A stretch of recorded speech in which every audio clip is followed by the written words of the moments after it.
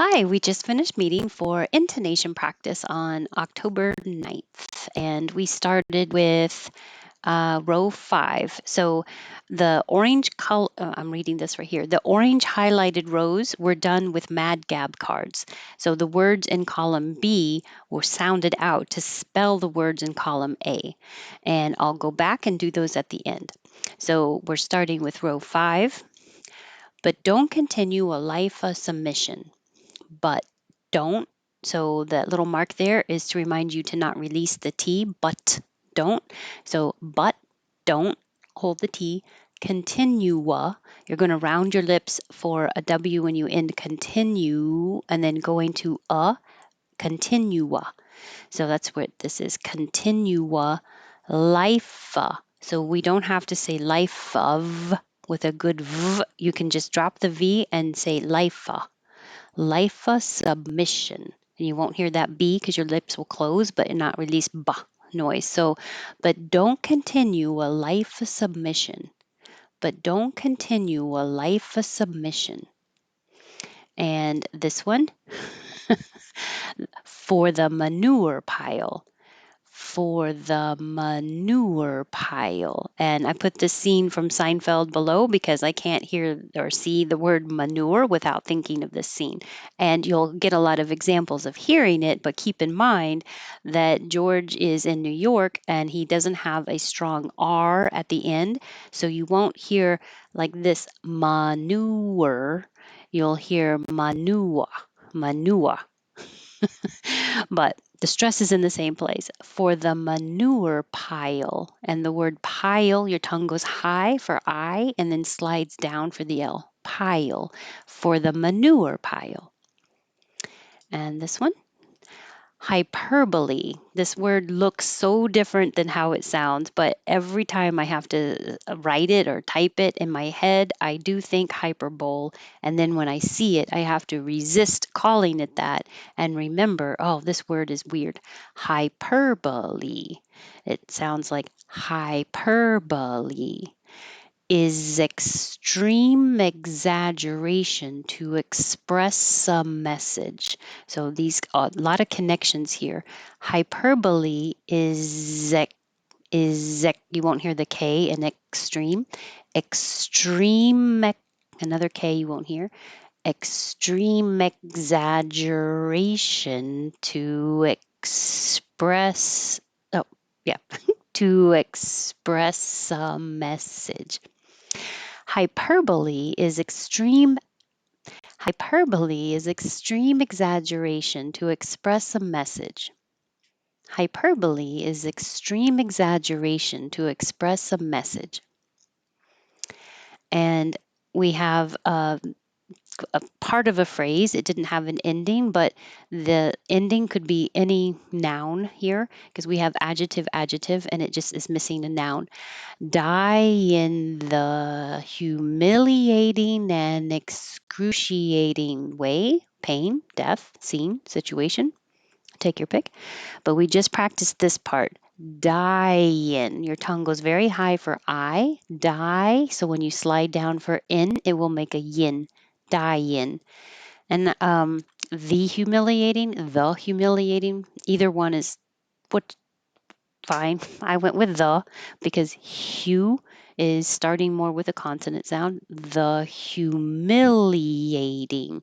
This T changes to a D. Humiliating. And now to make this connection easier, instead of the ing, have the tongue high in the back, ing, I'm making it in with the tongue in the front, and then it can connect easier to the an, humiliating nan, and now we're getting rid of the D and connecting the N to the E. Excruciating becomes an excruciating. So that's what it looks like here. I added extra N's. I don't know why. And excruciating. And excruciating. Die in the humiliating and excruciating way. Die in the humiliating and excruciating way. And this was, I tried to remember exactly what it was that the comment was, you'd have met him, oh, you'd have met him if you'd have gone. I couldn't remember what came after the second you'd have, so I just made up gone. But you'd have met him if you'd have gone could be spelled in real letters as you'd have and you would have, making a contraction. We won't say the v, it'll change to you'da. That's where this comes from. I had an extra O in there, didn't I? You'da. You'da met him. The T changes to a D and the H disappears. And so we have a connection of the D and the M, medem, and medemif. The M and the I connect. And you'd've, you would have gets connected. You'da, changing v to an excuse me. So it could sound like you'd have met him if you'd have gone.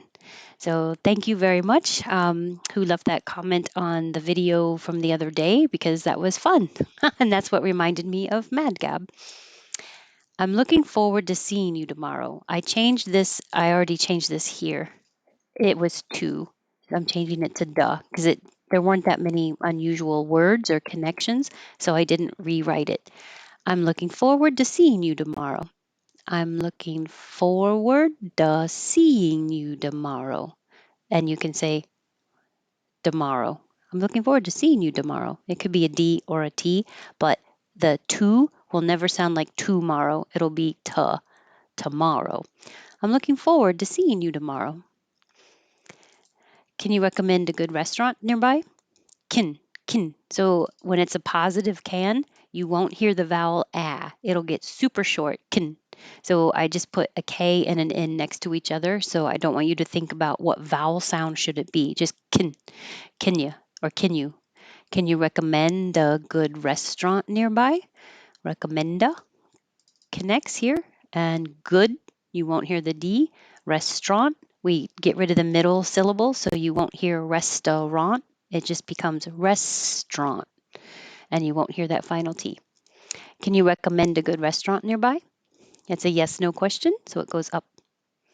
So I'll go back and do the Mad Gab. So this is the game Mad Gab, and you would think that I would be selling this or something, but I'm not. I just use this as a really good way to practice connected speech. So the orange highlighted rows were done with the Mad Gab cards, and the one that I happen to have handy is the last one. So I'll start with that one because I can hold it up.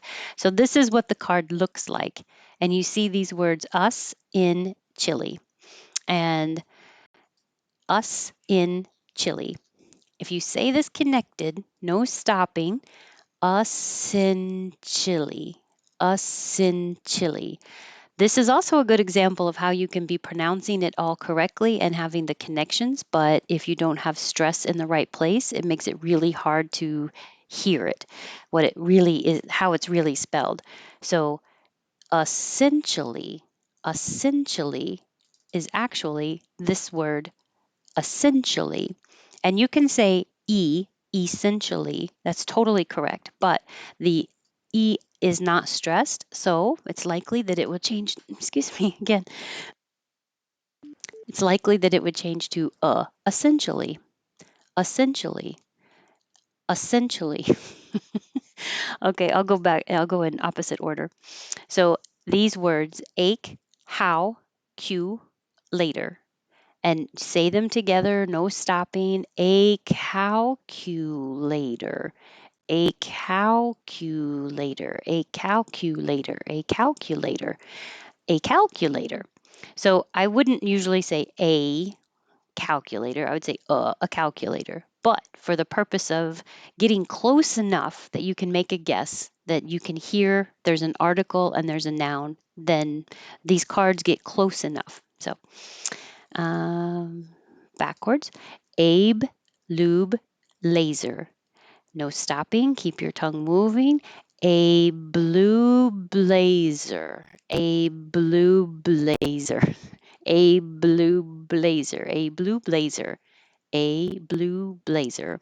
Again, I would say a blue blazer, but it's much easier to start with words that are real words that have an A than start with something that begins with an sound. So it's close enough. You can make a guess.